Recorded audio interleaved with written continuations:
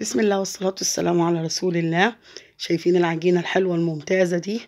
عجينة البيتزا. لو لسه خايفة تعمليها تعالي نعملها بأبسط المقادير. هنا هعمل ايه؟ انا كل اللي هعمله ان انا هجيب مية.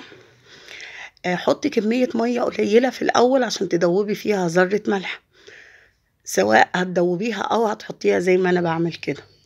تمام. هنزل بالدقيق كيلو او 2 كيلو او نص كيلو او ربع كيلو، اعملي اللي انت عايزاه. دي علبة سمنة أنا بعملها معيار يعني للدقيق. دول حوالي من كيلو ونص ل2 كيلو دقيق. كل اللي أنا هعمله إن أنا هنزل عليها بملح. تمام. ملح أبيض، ملح بفلفل، انتوا أحرار. أنا بحب أطعم العجينة بتاعتي.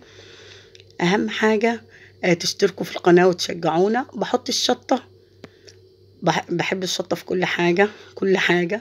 وكمان بحط مرقة، ولو عندك بهارات حطي، ما تبهريش كتير، اللي هي ال7 بهارات يا ريت، علشان العجينة مش اي حاجة بتتحط لها.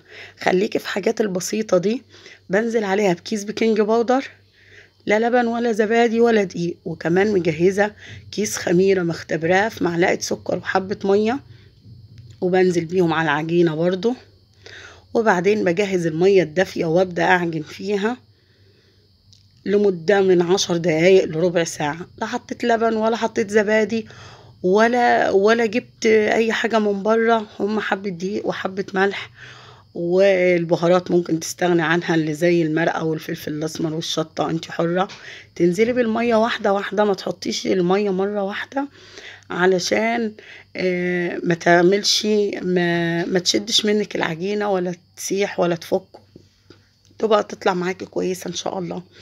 فعلشان ما تحتاجيش، فانت خديها واحدة واحدة. انا اقدر احط مرة واحدة، بس انا عشان كلنا شاطرين وكلنا عارفين هناخدها واحدة واحدة لحد ما تتعجن معانا عجينة كويسة. كمان مش هحط مادة دهنية غير في الاخر خالص، بس علشان ما نزودش كمية الدهون اللي فيها، وتبقى معانا خفيفة برضو. دي كمان كده بالعجين متعدد الاستخدامات، يعني لا هو فاخر ولا هو زبونش ولا هو الدقيق اللي كده. ده الدقيق العادي اللي هو الدرجة الأولانية خالص من الدقيق. لو عندك دقيق قمح يبقى كويس خالص. بس كده بتبدأي في تعجني فيها لحد ما تتعجن معاكي. ممكن تنزليها على الرخامة وتعجنيها، ممكن بالعجان، بس احنا برضو هنكملها على طول بإيدينا ان شاء الله. اللزق ده كله اللي في ايدي هيطلع، وهي هتنظف نفسها وتنظف الطبق. يا رب اكون ضيفة خفيفة عليكم. هكمل العجين انا زي ما انتوا شايفين كده اهي، ما شاء الله عليها. بصوا ملمت خالص، ما بقيتش بتلزق. الطبق كمان نضف خالص. شايفين؟ يا ريت تتابعوني وتشتركوا في قناتي وتشجعوني. مطبخ حنين ان شاء الله، وباذن الله هتكوني ملكة في مطبخك. بدأت ما تقطعش معايا، بتشديها بتديكي شدة فيها من غير ما تقطع. خلاص كده اتعجنت، بقت زي الفل، ناعمة وحلوة وزي العسل. هنزل عليها بس دلوقتي بحوالي معلقتين زيت ألم بيهم العجينة، ونبقى طعمناها وكده استطرت. يعني لا هنحط كوباية زيت ولا كوباية سمنة، ولا سمنة بلدي ولا سمنة فرنجي ولا مش عارف ايه. كمان في تشكيلها لو عايزة تشكليها بأبسط المقادير ان شاء الله هنزل لك فيديوهات كتير على القناة. تعمليها ان شاء الله يا رب بالجبنة القريش وبالجبنة القديمة. حاجة بإذن الله هتكون عسل. هدخل الزيت بس او السمنة في كل العجينة، بحيث ان يبقى كلها، والله هي لمت لوحدها، ما كانش محتاجة اي مواد دهنية، بس قيمة مش اكتر. يا دوبك كده خلصنا العجنة بتاعتها. هلمها كده واغطيها، واشوف فوطة نظيفة كده واغطيها لمدة من نص ساعة لساعة على حسب الجو عندك شكله ايه. ما تقلقيش عليها، وهتشوفيها دلوقتي. ودي العجينة بتاعتنا بعد ما خمرت، بسم الله ما شاء الله عليها، اللهم بارك يا رب، زي الفل، مش محتاجة اي اضافات.